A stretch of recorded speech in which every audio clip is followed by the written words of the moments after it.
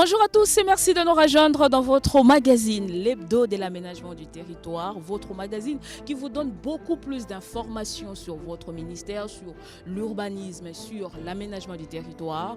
Et pour ce numéro, nous sommes très loin du centre-ville, comme vous pouvez le constater, un bel air, la belle nature. Il fait très beau ici et c'est à Menkiao, sur la route du Gord-Bandundu, pour parler du projet Revit. Et pour en parler justement, nous recevons pour vous le ministre d'État, ministre de l'Aménagement du Territoire, Guilando Mboyo. Bonjour, monsieur le ministre. Bonjour, madame. Comment vous allez? Ça va, merci. Qu'est-ce que ça vous fait de respirer ces bel air, très loin du brouhaha du centre-ville? Vous savez, l'aménagement du territoire va de pair avec les questions liées à l'environnement, à la protection de l'écosystème, au réchauffement climatique. Et pour moi, ça fait du bien parce qu'on voit l'écosystème, la verdure. Franchement, je suis très à l'aise de se retrouver dans un cadre comme celui-là. Voilà. Merci beaucoup, nous nous sentons à l'aise aussi. Avec vous, on va parler du projet Revit. On rappelle que c'est parti du souci du chef de l'État lors du deuxième conseil, de la deuxième réunion du Conseil des ministres tenue le 7 mai 2021. Il a évoqué le besoin du développement des bases par la construction des infrastructures modernes dans nos villages, dans nos territoires, bref.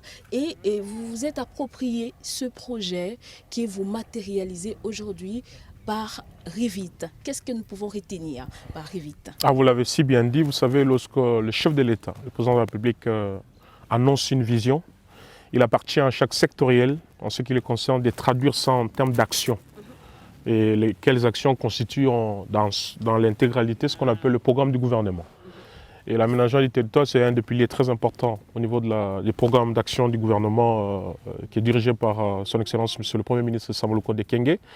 Et ça consiste à comment rendre dans nos villages, dans les milieux ruraux, les milieux locaux, des infrastructures, comme le chef de l'État l'a si bien dit, mais en s'adaptant avec nos réalités. C'est comme ça que depuis l'année passée, nous avons lancé ce grand programme qui s'appelle Revit, qui est la matérialisation de la vision du chef de l'État, Félix-Antoine Tshisekedi Tshilombo, dans notre secteur, qui n'est rien d'autre que repensons à nos villages, villes et territoires. Voilà, nous avons repensé et nous sommes là. Et c'est donc comment nous pouvons améliorer nos conditions de vie dans ces endroits-là. Voilà. Ce n'était pas un simple slogan, ça se matérialise. Nous sommes suivis dans le Congo profond, à Mondombe, à Massissi, je ne sais pas, partout dans le Congo profond, comme je le disais. Baïke Bazako Landabiso, on a préféré faire cette émission en bilingue pour permettre à tout le monde de mieux comprendre ce projet Revit. Revit, repensons à nos villages, villes et territoires. Ndeko Giloando, okoki koyebisa biso nanu na mokuse Revit elakisi nini elingi pe nini? Revit ezali tobengi na lingala mbela na baimboka kolandama na maloba ya tata mokonzi ya mboka na biso Félix-Antoine Tshisekedi Tshilombo yo alobaki kite tokanisa ndenge nini tokoki kotonga na niveau ya bamboka na biso esika origine na biso ezali oyo tobengi na lo français ba infrastructure yango biso tokaptaki vision wana ya tata mokonzi ya mboka mpe tomaterialize yango à travers programme otolobi Revit elingi koloba bobele ete mbela na bandeko tokanisa esika touta tokanisa village na biso, tokanisa ba territoire na biso, pe omoni gouvernement ya république kolandisama na vision ata mokonzi ya mboka oye moko apesaki vision ya makambo ya développement ya ba territoire. Lelo tozali na projet monene tobengi développement à la base ya ba 145 territoires. Donc Revit ezali bobele mise en action ya vision ya mokonzi ya mboka na niveau ya ba territoire pe na niveau ya ba village na biso. Revit na monene nango eza philosophie oyo bolingi kokotisa to pe bozo kotisa na ba congolais esika nyonso bazali bakanisa bisika bauti à part désenclaver le village na lopoto de ceux qui toki koloba bongo l'objectif nini lisusu oyo Revit aza ko poursuivre na démarche na ye. Alors phase liboso ya campagne oyo tosalaki ezalaki ya sensibilisation koloba na bato ke tozonga mais mingi batunaki mituna à travers call center babaki tata ministre yo zolo bisa biso tozonga kuna tokokuta sima wapi barre de fer ekouta wapi tokotonga ndenge nini na yango tokoti sikoyo na deuxième phase ya Revit tolongwaki na sensibilisation siko tokomi ndenge nini tokotonga. Donc oyo eza deuxième phase s'adapter ndenge nini s'adapter na kotonga na ba village parce que yebi village na village eza na ba particularité nango. Tout à fait. Bisika mususu ba mai ezali, bisika mususu ba savane ezali, bisika mususu ba zamba ezali, mais ndenge nini revite ko s'adapter na chaque milieu. Wana ezali siko deuxième phase ya campagne monene ya mbela ya baimboka pona totonga kolandisama na vision ya mokonzi ya mboka na biso Félix Antoine Tshisekedi Tshilombo. Yango toyeya awa pona to démarrer deuxième phase ya revite ndenge nini revite ko se matérialiser elonga slogan revite repensons à nos villages villes et territoires mais ko repenser yango elingi koloba nini nde tala mama ya likambo ya communication toye ko pesa yango à travers yo na baimboka deuxième phase ya revite ou to matérialiser vision wana ta mokonzi ya mboka. Voilà. Donc prétexte que vous allez sous-souter, toza na misolo mingi te, to sala boni, toza na ingénieur te bino boza na ba moyen, to pe ba stratégie boyebi lo lenge nini ya ko accompagner congolais nyonso o alingi kozonga kotonga na mboka to pe na village na. Oui, parce que tant to yebisaki bato bazonga na bamboka madame bato nyonso baza kotuna. Papa yo yebisi to ko tonga. Nga naza na Paris, naza na Bruxelles, naza na États-Unis, mais ce qui na bengi balobi na même pona sime koma banzele ezate yango moni programme 145 heures eye pona ko bongsa ba route de cette agricole pona ko acheminer ba matériaux parce que moi tam sou ciment sac ya ciment kozana ki ça tam sou 7 à 8 dollars mais bisika msuka na Congo okuta ngo ko ba 40 dollars parce que transport eza mutuya manutention eza cher et tout ça yango tolingi siko toloba revite mais ndenge ni revite ko s'adapter na chaque milieu ndenge ni beaucoup tonga kana ba matériaux bozana ngo na kati ya mboka na bino. D'ailleurs, deuxième campagne otonito bana po to expliquer selon ba spécialité ya bato na bato. Bo baza na zamba ndenge ni boko otonga à partir ya ba zamba na bino.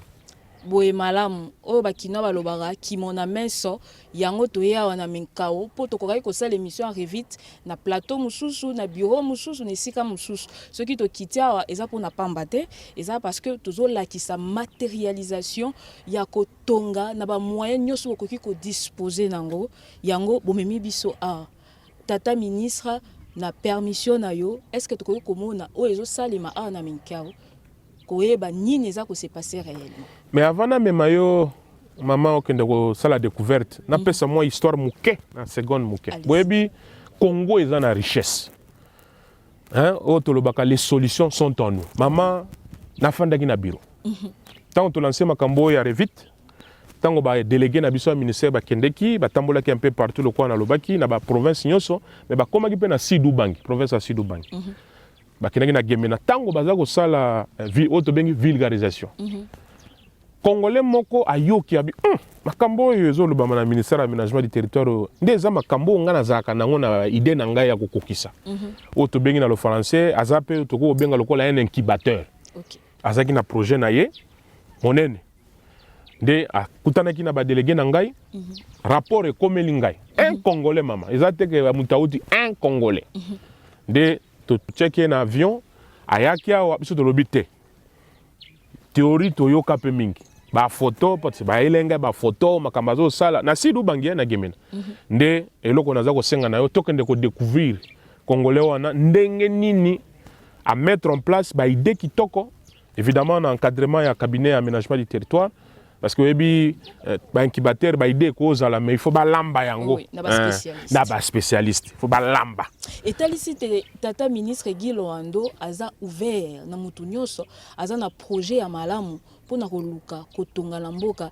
et puis esepelisi su makasi eza ete aza kotala kaka bapaya te aza kovaloriser main d'œuvre congolaise le cerveau congolais mboka na biso ya solo kaka ndongo lobeza na nkita minere kaka te kasi babongo pe ezali tata ministre soki tokoki kokende kotala oza mokonzi ya ministère na yo bien sûr. Merci beaucoup.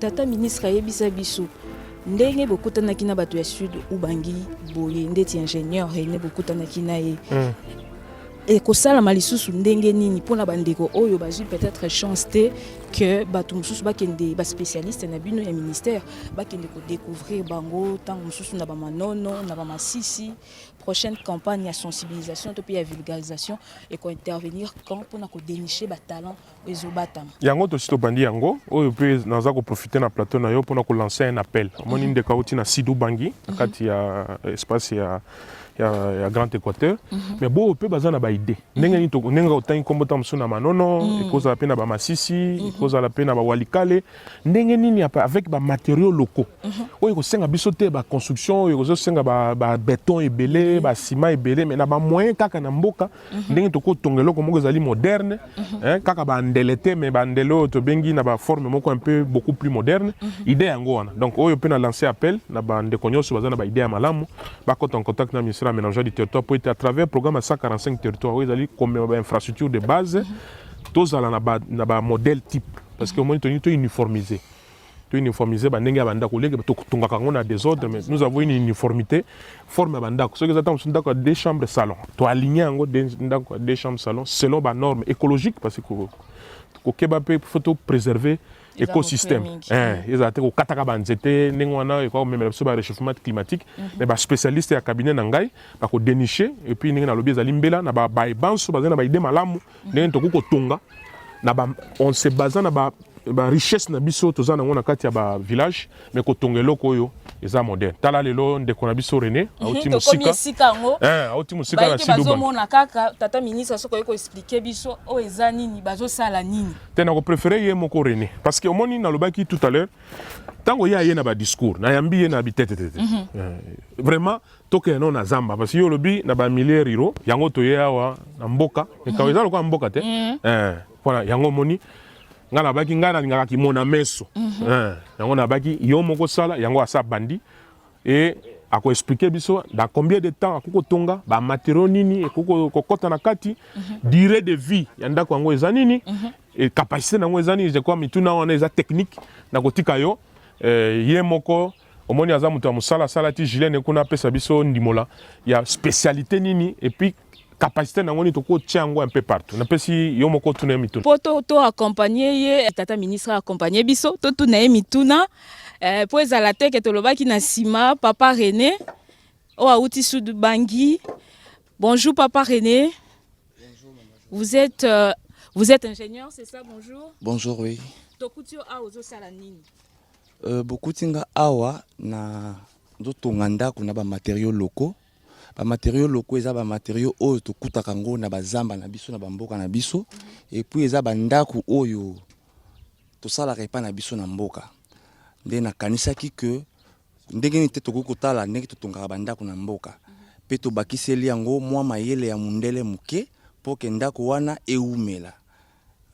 Eumela et puis eza na biloko te ke ezokuta libanda te et soki mutu aza na kati ya ndako wana a se sentir bien. Yango nde ntango nasalaki projet wana na bande ko luka ndenge nini nakoko monisa yango na miso ya bato mpona ko vulgariser yango nde son excellence ministre d'État en charge ya aménagement du territoire ntango nakotaki na contact naye ahésitaki te kolongola ngai place nazala yebisa biso contact wana c'est pasaki ndenge biso tosololi na tata ministre mais tolingi toyoka yango na monoko na yo moko bakongole ebele baza kolanda biso bayoka lisolo na yo oyo esali ke olongwa gemena okoma ti Kinshasa mpona kotonga ndako. Oui, d'abord, merci. Bah, sangonaye par rapport na misala oya salaka et comme la kibiso na intérieur. Et tant on a sali yango na yoki ki azalaki ministre ya aménagement du territoire. Na milobele ke musala o nazo sala et ko intéressé ye. Et le kolaza mokonzi na ko kota na contact na ye directement te na bande ko luka à travers batuna ba service attitré o eza na cabinet na ye jusqu'à ce que na sala ki projet wana e komi epa na ye. Tango comme pas naie amoni yango a hésité à quitter et puis a sengaki que ba déplacer ngana ya sur Kinshasa question ya komoni ça y est de vive voix et le koni neza na kati ya projet wana alors tango na kata malobate tata ministre asali yo confiance papa René kolongola kuna koya na apona phase expérimentale oyo ndaka liboso tozo kotonga na milieu moko eza urbano rural eloko nini ko rassurer ye na fin pour que ça l'échec te et bandi ndenge nini zo sala ngo na matériel nini avantage nango eza nini en quelques mots expliquer biso avantage nango et aussi la na combien de temps durée de vie nango coût nango sur le plan économique ya bato bakotonga banda kuna bango mais ils se disent bon ceux qui na landi papa René na ndingisa ya ministre coût eza mukie awa ba avantage eza nini. Ok, merci. Awa ba avantage eza que ba matériaux otozo tonga nango bandako. Eza ba matériaux importés te. Sauf peut-être moi tol na ciment oyo eza biloko mundele. Ndambo nyonso oyo etikali eza ba matériaux otozalaka nango déjà na bamboka na biso. Ozomona banzete, ozomona ba mandala la mbila, ozomona ba singa eza ba biloko ezo utalibanda te. Eloko liboso yango wana. Eloko ya mibale eza que ndako wana ndako moko poto tonga yango na dimension ordinaire. Ndako ordinaire c'est-à-dire deux chambres na salon. Tout ça la kango entre 21 et 30 jours.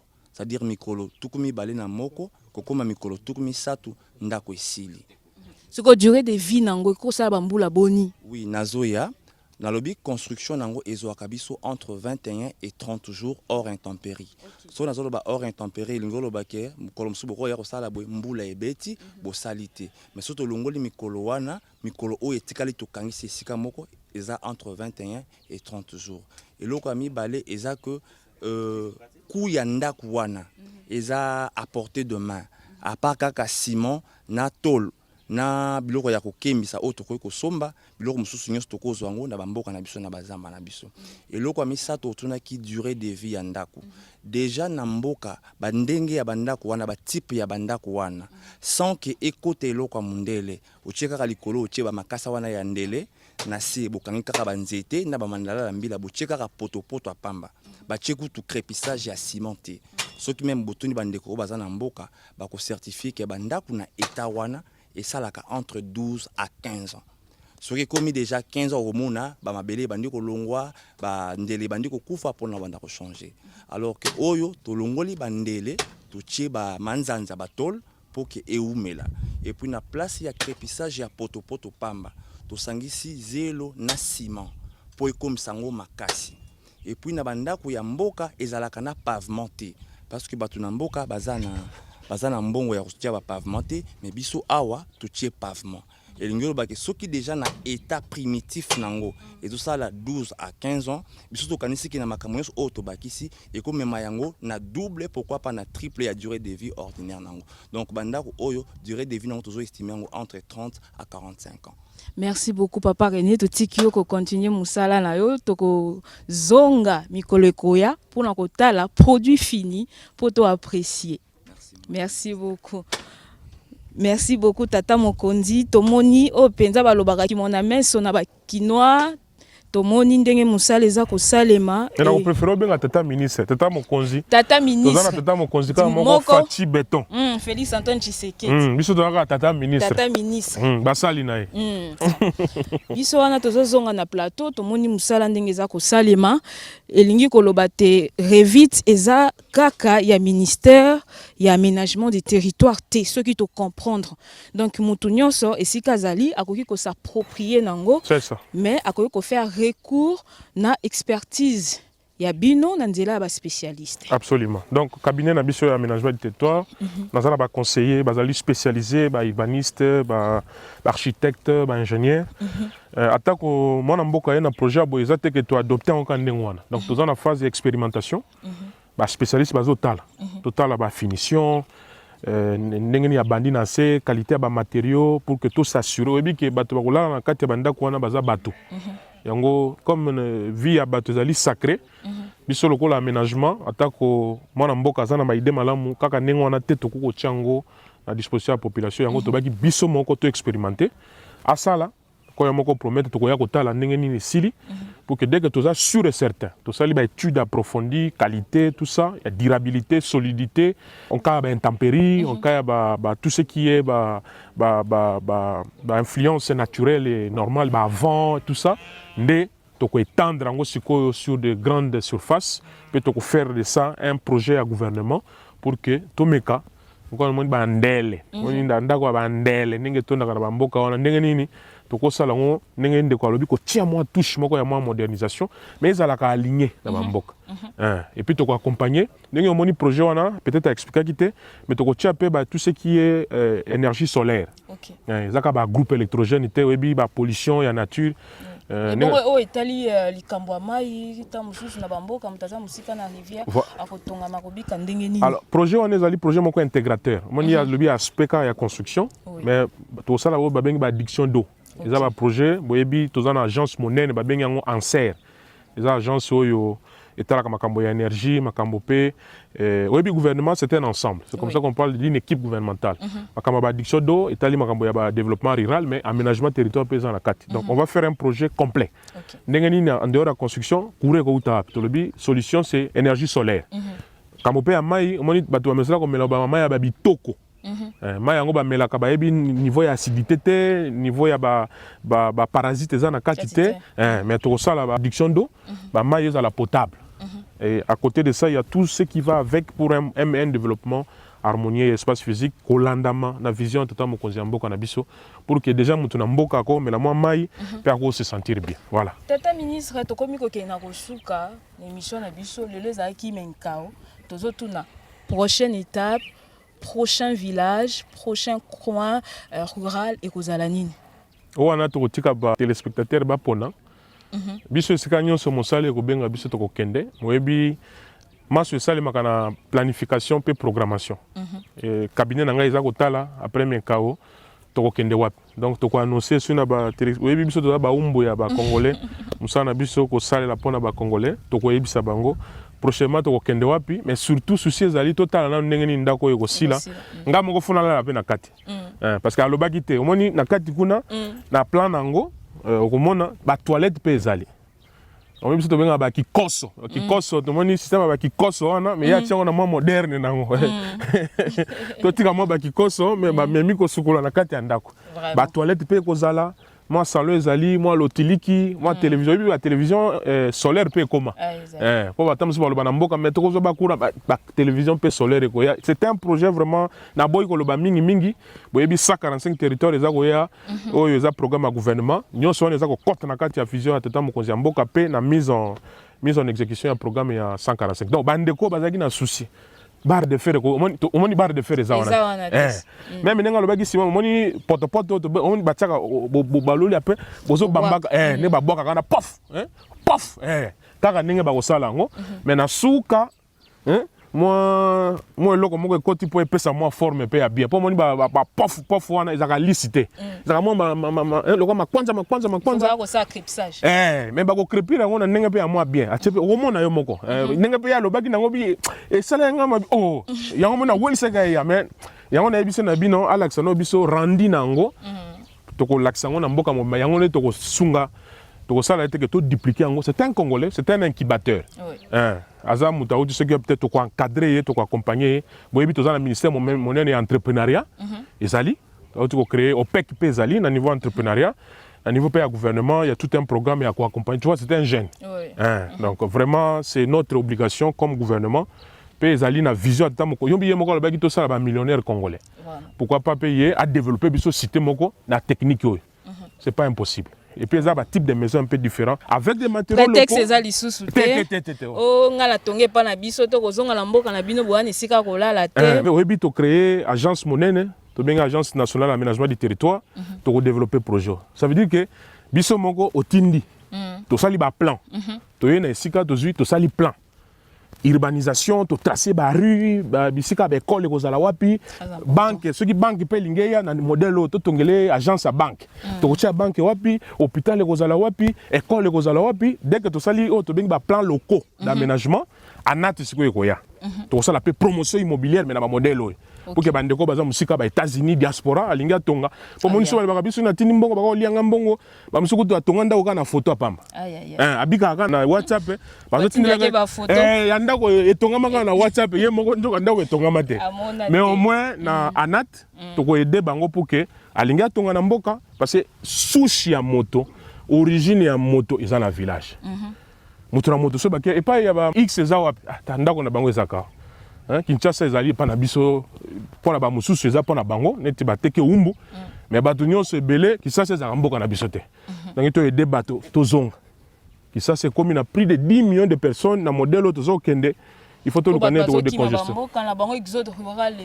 C'est parce que moi ezate au moins le bima kama mutu ya yo ko bisa va na mboka mai ezate o bisa va na mboka kure ezate o bisa va na mboka ba école ezate abeli to miso ophtalmologie médecin ko traiter ezate yango moni 145 territoires ye pona ko zongisa développement à la base yango vraiment merci beaucoup la tata mokonzi mboka parce que le premier aménageur de la République s'appelle Félix Antoine Tshisekedi Tshilombo. Tout à fait. Merci na mokonzi mboka na vision qui toque au PCBC à développement à 145 territoires biso ba warrior na ye à travers le premier ministre toza ko matérialiser ngo toluki solution musikate to ko sala pe nengo moni wana to nengo to lobaki to sa concours ba village mususu côté musu ba ko tonga ba stick mais tant aussi côté musu ba technique mususu ba congolais wana pe to ko intéresser bango à travers cabinet na ngai ezali regorger na ba spécialiste ya domaine ya construction pour to dénicher ba talent wana mais avec l'idée comment ko rendre moderne ko rendre possible ba projet aménagement avec des matériaux locaux comment ko valoriser ngo à très moindre coût parce que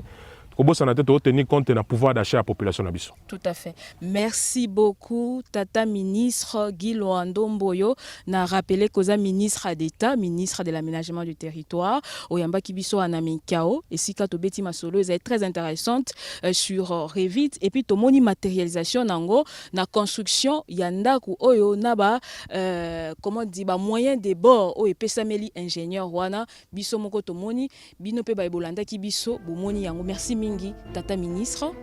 Merci également à vous de nous avoir suivis de partout. L'hebdo de l'aménagement du territoire revient la semaine prochaine avec le même plaisir.